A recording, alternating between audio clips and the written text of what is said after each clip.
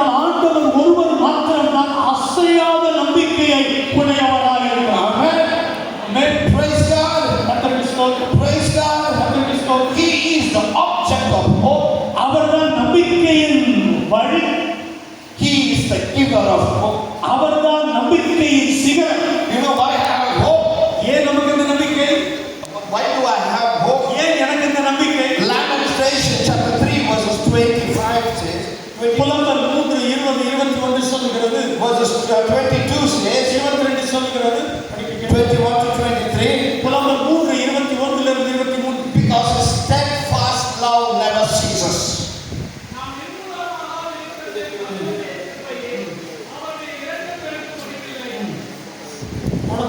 His steadfast love never ceases.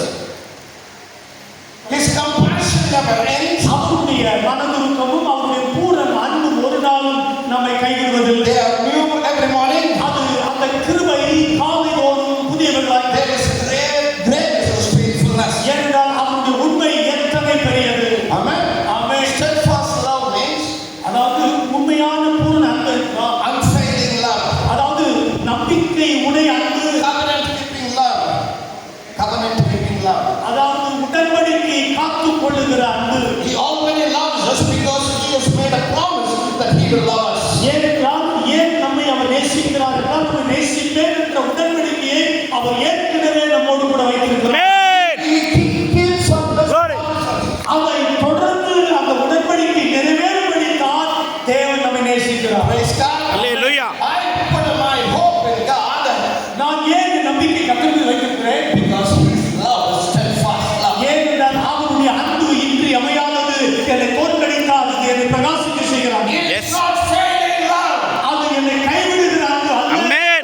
The love that I get from the world is nothing to be compared to what the love but my God gives me. என் ஆண்டவர் தருகிற அன்பை இந்த உலகத்தின் அன்போடு என்னால் ஒப்பிட்டு பார்க்க முடியாது. ஏனென்றால் அவருடைய அன்பு என்னை கைவிடுவதில்லை. I put my hope in God because his compassion never ends. ஏனென்றால் அவர் மீது நம்பிக்கை வைத்திருக்கின்ற அவருடைய அன்பு மனதுருக்கமும் ஒரு நாளும் என்னிடத்தில் குறைவாக இல்லை. Amen. Amen. Praise God. கர்த்தருக்கு ஸ்தோத்திரம். Great is his faithfulness. அவருடைய உண்மை, அவருடைய கிருபை எத்தனை பெரியது. That is why I put my hope in God. ஆகையினால்தான் நான் அவர் மீது நம்பிக்கை உடையவன். Amen.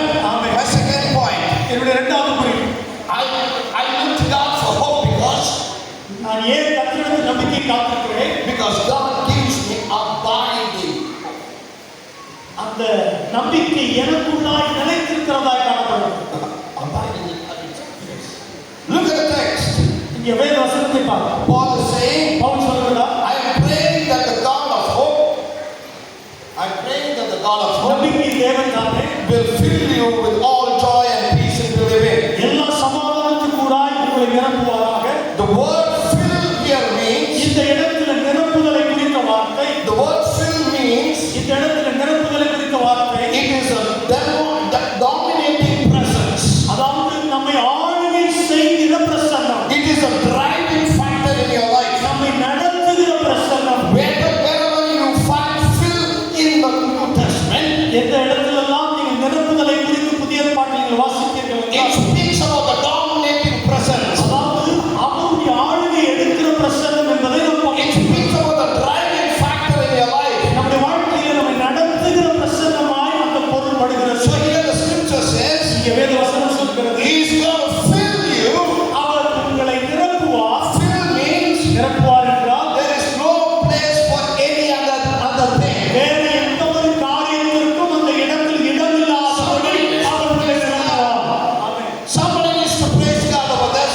இதை நினைத்து கர்த்தரை துதிக்க ஆரம்பிப்பீர்கள். There is Amen. no other things. There is no other place for other things. இப்படிப்பட்ட அன்பு இருக்கும்போது மற்ற காரியங்களுக்கு நம்முடைய வாழ்க்கையில் இடமில்லை. ஆமென். ஆமென். Hallelujah. ஹalleluya. Hallelujah. Praise God. கர்த்தருக்கு ஸ்தோத்திரம். Fill you means உங்களை நிரப்புவது என்றால் it is a continuity activity. அது தொடர்ந்து செய்யப்படுகிற ஒரு செயல்பாடு. In other words, what it means is, இன்னொரு விதத்தில் அதை சொல்ல வேண்டும் என்றால், God can fill you and He keep you filled. அவர் உங்களை நிரப்புவார், நிரப்பிக் கொண்டே இருப்பார். It's not worrying of what others are saying. மற்றவர்கள் சொல்றதை போல அல்ல. It's not worrying about what others are saying. மற்றவர்கள் சொல்றதை குறித்து நீ கலங்கி போக அவசியம் இல்லை. instead of